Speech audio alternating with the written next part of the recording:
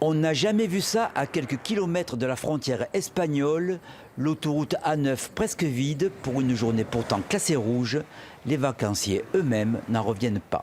Il n'y a personne sur les routes. Tout se passe bien, hein, d'habitude.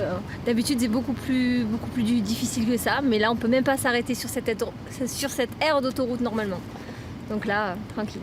Nous, on est déjà partis à la même période et c'est du monde partout, ça bouchonne. Donc il faut éviter déjà le samedi en règle générale. Mais là, non, c'était super.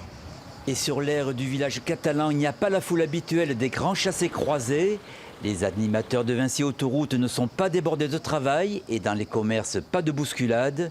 La Covid est donc bien présente, ce qui limite les déplacements vers la péninsule ibérique. Certains touristes même ont changé de cap.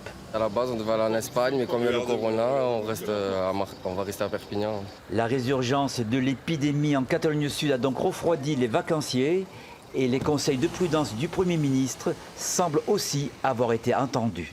Pour l'instant, il n'y a pas de restriction aux frontières, mais le Premier ministre rappelle les gestes barrières, rappelle que si on peut l'éviter, on ne va pas de l'autre côté de la frontière. Et moi, en tant que préfet, je dis, si on respecte les règles barrières, il faut continuer à les respecter, côté français comme côté espagnol.